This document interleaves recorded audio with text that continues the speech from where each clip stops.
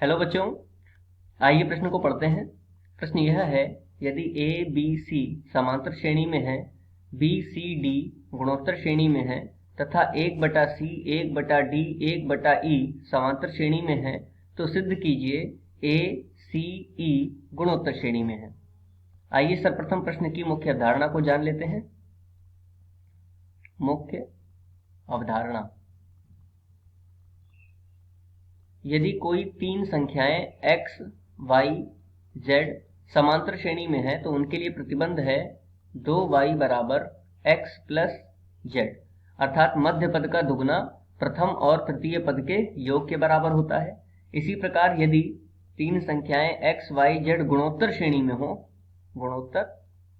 में हो तो उनके लिए प्रतिबंध है y की घात 2 बराबर x गुणा z, अर्थात मध्य भाग का वर्ग बराबर होगा प्रथम तथा तृतीय पद के गुणनफल के। आइए इस आधार पर प्रश्न को हल करते हैं। देखिए, सर्वप्रथम दे रखा है ए बी सी समांतर श्रेणी में है, तो समांतर श्रेणी में है तो मुख्य अवधारणा के आधार पर 2b बराबर होगा a प्लस सी के। यहाँ से यदि हम b का मान प्राप्त करें तो a प्लस सी बटे 2, इसको समीकरण 1 मान लेते हैं। इसके बाद देखिए बी सी डी गुणोत्तर श्रेणी में है, तो गुणोत्तर श्रेणी के लिए प्रतिबंध क्या होता है, c की घात 2 बराबर b गुणा d। ठीक है, यहाँ इसको समीकरण 2 मान लेते हैं। इसके बाद दे रखा है 1/c 1/d और 1/e, ये फिर से समांतर श्रेणी में दे रखे हैं, तो इसके लिए क्या बन जाएगा 2/d बराबर 1/c प्लस 1/e। अब देखिए, जो हमें सिद्ध करना है वहां पर a, c और e आ रहे हैं, तो c और e समीकरण 3, इसको समीकरण 3 मान लेते हैं। समीकरण 3 में c और e दे रखा है, तो अगले पृष्ठ पर इसको आगे हल करते हैं।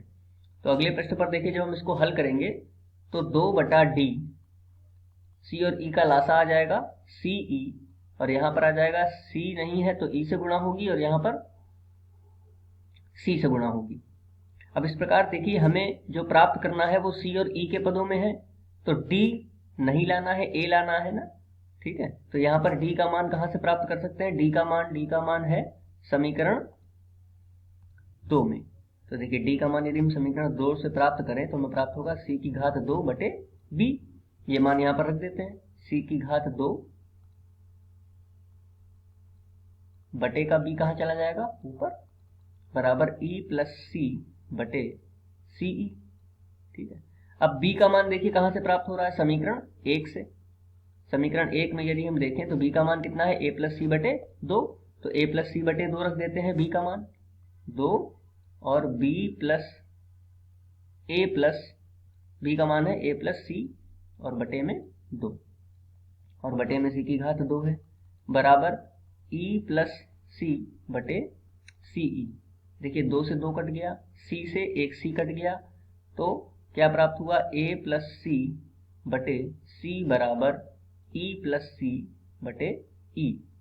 यदि हम तिरछी गुणा करें तो हमें प्राप्त होगा ae प्लस ce बराबर ce प्लस c की घात 2। तो देखिए ce से ce कट गया, तो हमें प्राप्त हो रहा है ae बराबर c की घात 2। तो देखिए एक पद में घात में 2 है और बाकी दो पद क्या है, गुणा में है। तो मुख्य अवधारणा के आधार पर हम कह सकते हैं कि ace गुणोत्तर श्रेणी में होंगे। मुख्य अवधारणा के आधार पर हमने ये सिद्ध कर लिया है। आशा करते हैं आपको समझ में आया होगा। धन्यवाद।